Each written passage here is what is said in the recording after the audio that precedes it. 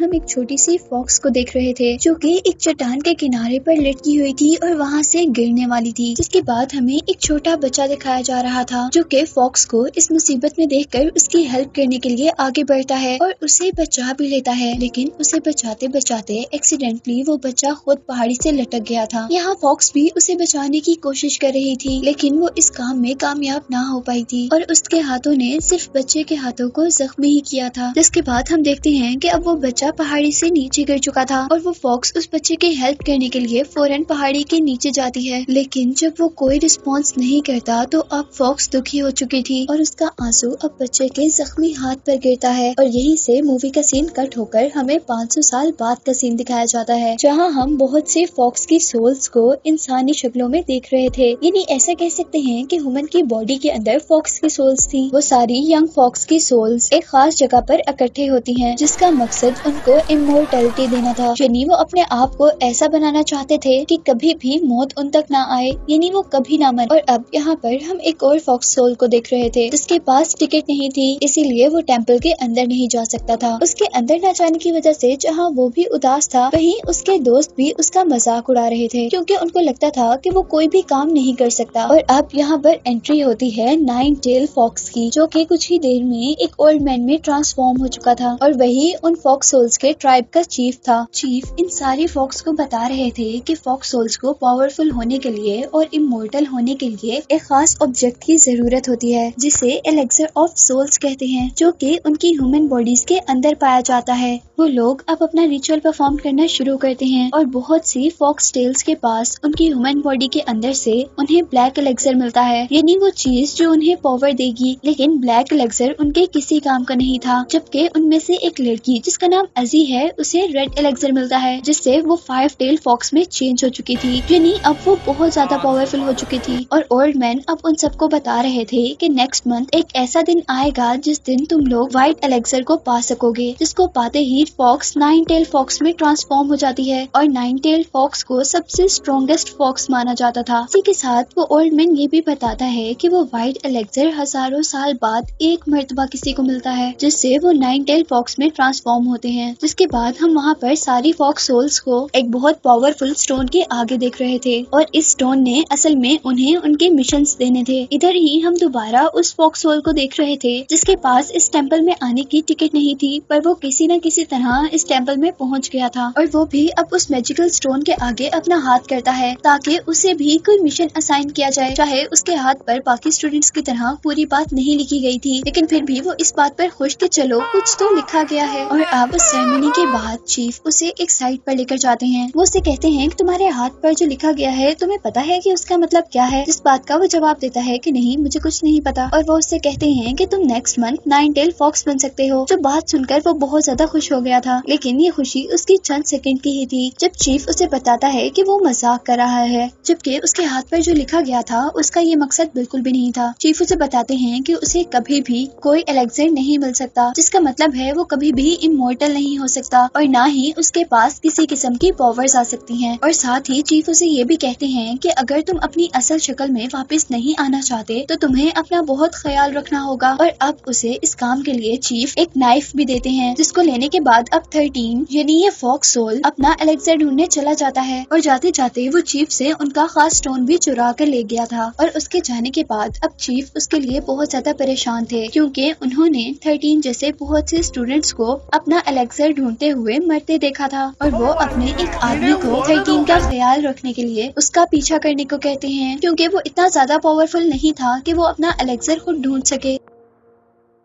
जिसके बाद हमें दोबारा 13 को एक होटल पर दिखाया जा रहा था। वो यहाँ एक गांव में था जहाँ पर एक आदमी जिसका नाम जीजिन है वो एक आदमी को ढूंढते हुए नजर आता है। वो सब लोगों को उस आदमी का स्केच दिखाकर उसके बारे में पता कर रहा था और ऐसा ही करते करते जीजिन 13 के पास पहुँचता है, लेकिन 13 क्योंकि खाना खा रहा था इसलिए उसने उस आदमी को पूरी तरह इग्नोर कर दिया था। और जैसे ही वो आदमी 13 से दूर जाता है तो वो मैजिकल स्टोन जो वो चीफ से चुरा कर लाया था वो 13 को बताता है कि उसका एलेक्सर यही कहीं करीब ही है और 13 अब अपना खाना छोड़कर उसकी तलाश शुरू कर देता है। अब वो एक प्रीस्ट के पास पहुंचता है। वो ओल्ड प्रीस्ट लोगों का इलाज कर रहा था और इस काम के लिए वो अपनी पेंटिंग्स के अंदर डीमंस को कैच करता था और उनका ब्लड निकाल कर वो लोगों को ठीक किया करता था, जिस तरह अभी उसने एक बच्चे को ठीक किया था। और यहाँ ये देखते हुए 13 को दोबारा जाइचिन मिलता है, जो कि पहले भी उसे होटल में मिल चुका था। 13 जैसे ही पीछे मुंह करता है तो जाइचिन के डोंकी से डर जाता है, जिसकी वजह से उसे अब गुस्सा आ गया था, इसीलिए उसने डोंकी को अपना पाँव मारा था। लेकिन इस काम से डोंकी को भी गुस्सा आ गया था। वो पीछे से जाकर 13 पर अटैक करता है और उसे हवा में उड़ाते हुए अपने ऊपर बिठाकर वो उसे वहाँ से लेकर चलता है, क्योंकि डोंकी अब 13 को सबक सिखाना चाहता था और उनकी इस लड़ाई के अंदर पूरा गाँव जैसे तबाह हो रहा था। जाइचिन अपने डोंकी का पीछा कर उसे रोकने की कोशिश कर रहा था और यहाँ हमें दिखाया जाता है कि वो ओल्ड प्रीस्ट चुपके से जाइचिन पर एक मैजिक करता है, जो मैजिक उसकी प्रोटेक्शन करेगा। जबकि जंगल के दरमियान में अब हम 13 को देख रहे थे, जहाँ डोंकी ने 13 को वहाँ पर गिरा दिया था और खुद वहाँ से भाग गया था। अब उतने में यहाँ पर जाइचिन आता है। वो 13 से रिक्वेस्ट करता है कि वो उसे उसका डोंकी वापस कर दे, लेकिन 13 के पास तो असल में डोंकी था ही नहीं, इसीलिए वो जाइचिन से बचकर वहाँ से भाग जाता है और अब जाइचिन भी उसका पीछा कर रहा था। अब बहुत देर भागने के बाद वो जंगल के बिल्कुल दरमियान में आ चुके थे और दोनों ही बहुत ज्यादा थक चुके थे। वो लोग वहाँ पर बैठकर कुछ देर सांस लेते हैं और अपने पीछे देखते हैं, जहाँ पर उन्हें एक टेम्पल नजर आया था और यहाँ पर आकर अब उस मैजिकल स्टोन ने 13 को बताया था कि जाइचिन ही वो आदमी है जो उसे उसका एलेक्सर दिलवा सकता है। और साथ ही उसे ये भी पता चला था कि जाइचिन गवर्नमेंट जॉब के लिए एक एग्जाम देने वाला है, इसीलिए वो जाइचिन के साथ अब अच्छा बर्ताव करना शुरू कर देता है और उससे प्रॉमिस करता है कि वो सही सलामत उसे शहर ले जाएगा। जिसके बाद जाइचिन 13 को बता रहा था कि वो आदमी जो इस पेंटिंग में है, जिसको मैं तलाश कर रहा हूँ, वो असल में मेरा बड़ा भाई है और ये डोंकी भी मेरे बड़े भाई का ही है और असल में वो भी यही एग्जाम देने के लिए आए थे। इसके बाद हम रात में 13 को देखते हैं कि वो जाइचिन को मारने वाला था, लेकिन तभी वहाँ पर वो आदमी आता है जिस आदमी को फॉक्स सोल्स के चीफ ने 13 का ध्यान रखने का काम दिया था। वो आदमी उसे जाइचिन को मारने से मना करता है। वो कहता है कि उसको मारने से अच्छा तुम उसे एक ऐसी जगह पर ले जाओ जहाँ पर उसे कोई उम्मीद ना हो बचने की और वो बहुत ज्यादा डर जाए। और अब नेक्स्ट डे हम उस जगह पर एक डंकी को देख रहे थे, जहाँ पर 13 और जाइचिन ने स्टे किया था। असल में वो भी डंकी नहीं था, वो तो असल में 13 का गार्ड था। लेकिन उसे देखते ही जाइचिन बहुत ज्यादा खुश हो चुका था और इस डंकी के मिलने के बाद वो दोनों मिलकर शहर के लिए सफर शुरू करते हैं और अनएक्सपेक्टेडली वो दोनों बहुत अच्छे दोस्त बन चुके थे। फिर काफी सफर तय करने के बाद वो एक ऐसी जगह में पहुँचते हैं जहाँ पर बहुत से स्कॉलर्स उस जॉब की तैयारी कर रहे थे, जिस जॉब की तैयारी जाइचिन भी कर रहा था। इस एकेडमी में पहुंचकर वो लोग एक रात वहीं रहने का डिसाइड करते हैं और रात में जाइचिन को यहाँ पर एक फ्रॉग दिखता है, जो कि हर जंप पर जमीन पर गोल्ड छोड़ रहा था। उसे देखते ही 13 को अब लालच आ गई थी और वो उसका तब तक पीछा करता है जब तक वो फ्रॉग उसे इस एकेडमी के ओनर तक नहीं ले आता। उस एकेडमी का ओनर एक पूल के पास बैठा हुआ था और अचानक उस मॉन्ड में से फ्रॉग की टंग निकलकर 13 पर अटैक कर देती है और उसे अपने साथ पानी में खींच लेती है। जबकि यहाँ पर हम जाइचिन को भी देख रहे थे, जिसका सामना अब एक बहुत बड़े फ्रॉग से हुआ था। वो उससे किसी न किसी तरह बचने की कोशिश कर रहा था कि तभी यहाँ पर उसकी हेल्प करने के लिए 13 भी आ जाता है और किसी न किसी तरह वो जैसे ही फ्रॉग की टंग से बचते हैं तो फ्रॉग अब उनके ऊपर अपनी फूंक से अटैक करता है, जिसकी वजह से वो लोग तूफान की तरह उड़ते हुए दूर जाकर गिरे थे। वो लोग उस फ्रॉग से छुपते छुपते एक जगह पर आ जाते हैं, लेकिन वो ज्यादा देर फ्रॉग से ना बच पाए थे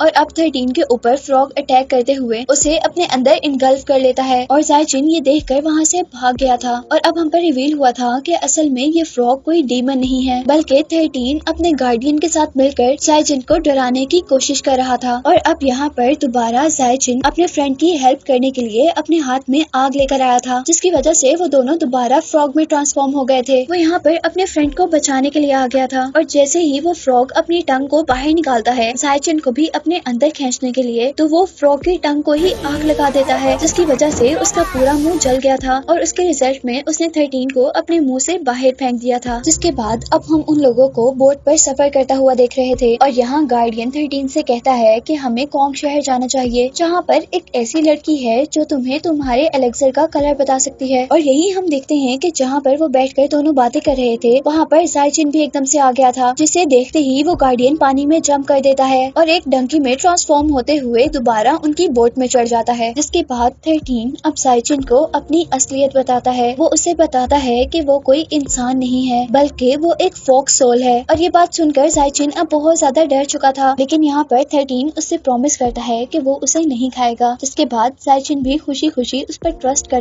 बाहर निकलता है और उसके सारे जख्मों पर मेडिसिन लगाता है। और अब हम उन लोगों को बातें करते हुए देख रहे थे जहाँ पर जाइचिन 13 को बता रहा था कि वो हमेशा से डाउरिन नाम के एक शख्स को मिलना चाहता है जो कि उसका रोल मॉडल है। और इन बातों के दरमियान हम आखिरकार उन दोनों को उनके डेस्टिनेशन यानी कॉन्ग सिटी में देख रहे थे। और यहाँ वो लोग एक ऐसी जगह पर जाते हैं जहाँ पर बहुत ही प्यारी प्यारी लड़की उनका वेलकम करती हैं। और यहाँ इस जगह के अंदर 13 को अपना गार्डियन एक औरत की शक्ल में नजर आया था। और वो लोग जाइचिन को यहाँ पर इसलिए लेकर आए थे क्योंकि जाइचिन से 13 को अपना एलेक्सर मिलना था, यानी वो चीज मिलनी थी जिससे वो बहुत पावरफुल फॉक्स बन सकता था। और जैसा मैंने पहले बताया था कि एलेक्सर्स के कुछ कलर्स होते हैं जिनके अकॉर्डिंग ही उन्हें पावर दी जाती है। तो ये लड़की असल में जाइचिन को देखकर 13 को उसके एलेक्सर का कलर ही बताने वाली थी। यहाँ दो लोग आकर जाइचिन को ये कहकर यहाँ से ले जाते हैं कोई आपका इंतजार कर रहा है। और अब जाइचिन पहुँचता है उसी लड़की के पास जिसका मैं पहले जिक्र कर रही थी। उसका नाम यांगलिन था और वो बहुत ही खूबसूरत थी। वो जाइचिन को अपनी तरफ अट्रैक्ट करने की कोशिश करती है, लेकिन जाइचिन उसके करीब जाना नहीं चाहता था क्योंकि इस तरह करने से वो जाइचिन के करीब जाकर एलेक्सर का कलर मालूम करना चाहती थी। लेकिन जैसे ही वो उसके पास जाती है तो कोई मैजिकल पावर उसे वहाँ से बहुत दूर धकेल देती है। और ये असल में वही पावर थी जो कि प्रीस्ट के मैजिक से जाइचिन के ऊपर आई थी। यहाँ जाइचिन को फील होता है कि वो यंगलिन से प्यार करने लगा है, इसीलिए वो उसे शादी के लिए प्रपोज कर देता है। लेकिन यंगलिन उसकी बातों में बिल्कुल भी इंटरेस्टेड नहीं थी, बल्कि वो उसकी बॉडी को ऐसे देख रही थी जैसे वो उसकी बॉडी को स्कैन कर रही हो। पर क्योंकि जाइचिन के ऊपर प्रीस्ट ने एक मैजिक किया हुआ था, इसीलिए वो उसकी बॉडी से कुछ भी नहीं देख पाई थी। और जब यहाँ पर जाइचिन सो जाता है तो वो 13 के पास जाती है और उसे बताती है कि उसे जाइचिन की बॉडी पर कुछ भी नजर नहीं आया, इसीलिए वो उन्हें उनके एलेक्सर का कलर नहीं बता सकती। और नेक्स्ट सीन में अब हम यंगलिन को तड़पता हुआ देख रहे थे और इस बारे में हमें पता चला था कि असल में यंगलिन की सोल एक फ्लावर के अंदर है और ये फ्लावर उसके गार्डियन के पास है और वो उसकी सोल को अपने अकॉर्डिंग कैप्चर करता है। इसके बाद सीन कट होता है और हमें दिखाया जाता है कि जाइचिन वहाँ पर पहुँच गया था जहाँ पर उसे एग्जाम देना था। वो यहाँ पर भी सब लोगों से अपने भाई के बारे में पूछ रहा था, लेकिन कोई भी उसको नहीं पहचान पाता। वो खुद को एग्जाम के लिए रेडी करता है और अब बाकी कैंडिडेट्स के साथ साथ उसका भी एग्जाम शुरू हो गया था। उनका पेपर बहुत लंबा था जो कि आधी रात तक चल रहा था। और यहाँ अब एक कैंडिडेट को फील होता है कि उसने यहाँ पर एक घोस्ट देखा है। वो सबको इस बारे में बताता, लेकिन कोई भी उसकी बात पर यकीन नहीं करता। और क्योंकि उसकी बातों से सब लोग डिस्ट्रैक्ट हो रहे थे, इसीलिए उस आदमी को तो बाहर निकाल दिया जाता है।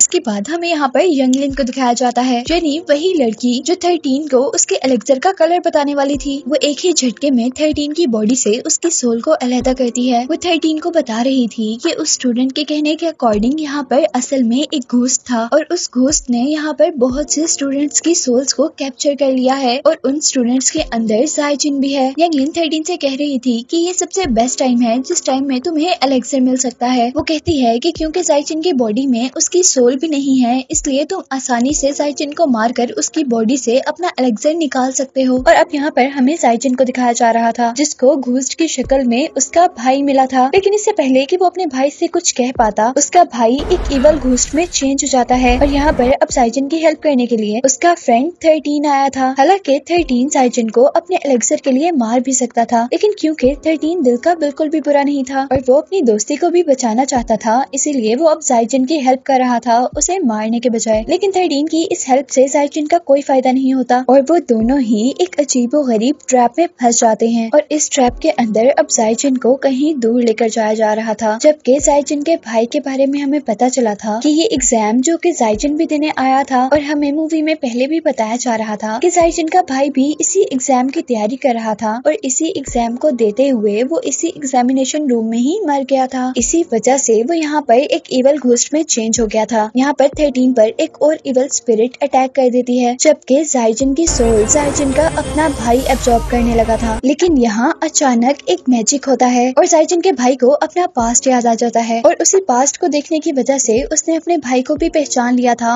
और वो अब उसे छोड़ चुका था। जिसके बाद अब हम देखते हैं कि 13 और जाइचिन की सोल्स उनकी बॉडी में वापस आ चुकी थी। और यहाँ पर जाइचिन 13 से कहता है कि अब तुमने मुझसे झूठ नहीं बोलना। वो पूछता है कि बताओ क्या तुम मेरे पीछे एलेक्सर एलेक्सर के लिए आए हो। और इसी के साथ जाइजिन कहता है कि अगर तुम इसलिए आए हो तो ठीक है, मैं तुम्हें अपनी जान कुर्बान कर कर एलेक्सर देने के लिए तैयार हूँ। लेकिन अब 13 को ये नहीं चाहिए था, बल्कि 13 यंगलिन को फ्री करना चाहता था। और यहाँ हम पर यंगलिन की असल सच्चाई रिवील होती है और हमें पता चला था कि वो एक लड़की बहुत ही खूबसूरत घोस्ट है और घोस्ट बनने से पहले वो लड़की एक ऑर्फन थी, यानी उसका इस दुनिया में कोई भी नहीं था। इसीलिए लोगों ने उसका बहुत गलत इस्तेमाल किया, जिसके नतीजे में उसने अपनी जिंदगी से तंग आकर अपने आप को ही खत्म कर लिया था। और मरने के बाद वो एक ऐसे घोस्ट में चेंज हो गई थी जो घोस्ट इंसानों का दिल खाया करते थे और अपनी ब्यूटी को प्रिजर्व करने के लिए यानी बरकरार रखने के लिए वो लोगों का ब्लड पिया करते थे। और अब यंगलिन की सच्चाई जानने के बाद जाइजिन 13 की हेल्प करने को मान जाता है, यानी अब वो यंगलिन को इन सब चीजों से फ्री करना चाहता था। इसीलिए वो यंगलिन के पास जाता है और उसे प्रपोज करता है। लेकिन यंगलिन यहाँ उसे अपनी वही सच्चाई बताती है जो सच्चाई उसके बारे में 13 ने जाइजिन को बताई थी। लेकिन जाइजिन अभी भी उससे शादी करना चाहता था और आखिरकार यंगलिन भी जाइजिन के साथ जाने पर तैयार हो जाती है और वो लोग भागकर एक ब्रिज तक आते हैं जहाँ पर 13 ऑलरेडी उनका इंतजार कर रहा था। लेकिन यंगलिन को यहाँ पर एक गलतफहमी हो गई थी और वो ये थी कि 13 अभी भी जाइजिन को मारना चाहता है, लेकिन ऐसा तो कुछ भी नहीं था। और अब वो जाइजिन को बचाने के लिए 13 पर अटैक कर देती है और यहाँ जाइजिन यंगलिन को 13 से बचाने की कोशिश करता है, जिसके साथ यहाँ पर एक और फॉक्स डीमन की एंट्री होती है, जिसने अपने साथी यानी 13 को बचाने के लिए यंगलिन पर अटैक कर दिया था।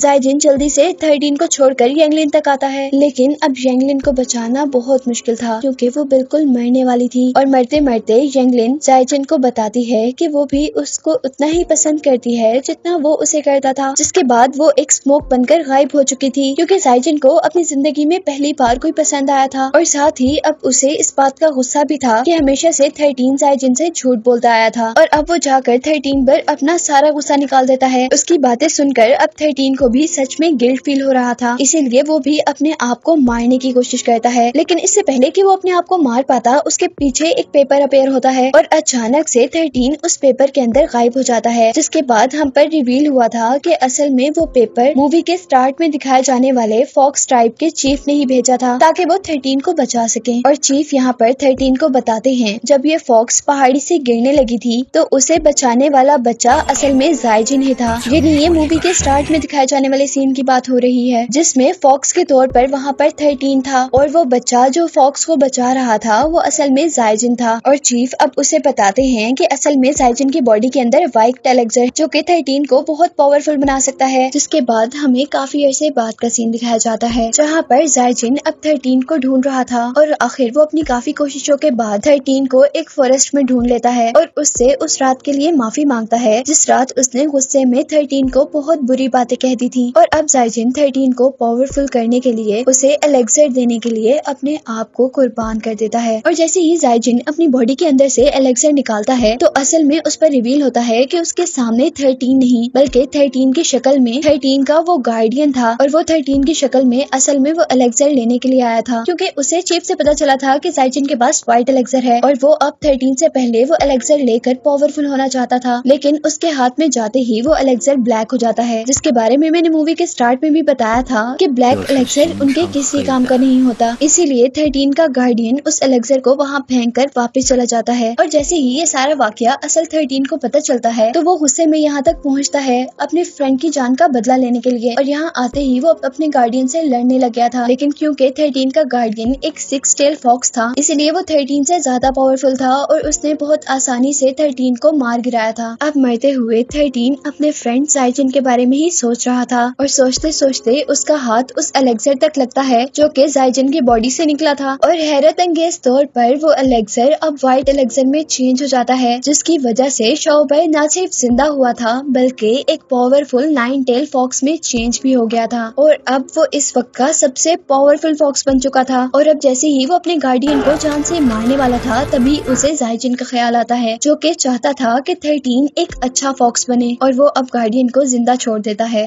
जिसके बाद यहीं से सीन कट होता है और हमें दोबारा जाइजिन को दिखाया जा रहा था। जहाँ थोड़ी कंफ्यूजन ये है कि जाइजिन तो पहले मर चुका था और वो वाकई में ही मर गया था, लेकिन उसके जिंदा होने के पीछे रीजन ये थी कि 13 ने अपनी सारी इमोर्टैलिटी जाइजिन को जिंदा करने में लगा दी थी और अपने आप को एक छोटे से फॉक्स में चेंज कर दिया था, जिसके बाद से जाइजिन और 13 की शक्ल में वो छोटा सा फॉक्स दोनों अब हमेशा मिलकर खुशी खुशी रह रहे थे। जबकि दूसरी तरफ अब हमें 13 के गार्डियन को दिखाया जा रहा था जो कि एक पेपर में कैद हो गया था और हम पर रिवील हुआ था कि असल में एग्जामिनेशन हॉल में जो बहुत से स्टूडेंट्स की मौत हुई थी वो इसी फॉक्स डीमन की वजह से हुई थी, क्योंकि वो व्हाइट एलेक्सर लेना चाहता था, लेकिन क्योंकि उसकी सोल बुरी थी इसीलिए उसे कभी भी व्हाइट एलेक्सर नहीं मिल सकता था। जिसके बाद इस मूवी का कंक्लूजन ये निकला था कि बुराई की हमेशा हार होती है और अच्छे लोग 13 और जाइजिन की तरह हमेशा खुश रहते हैं, जिसके साथ ये मूवी एंड हो जाती है।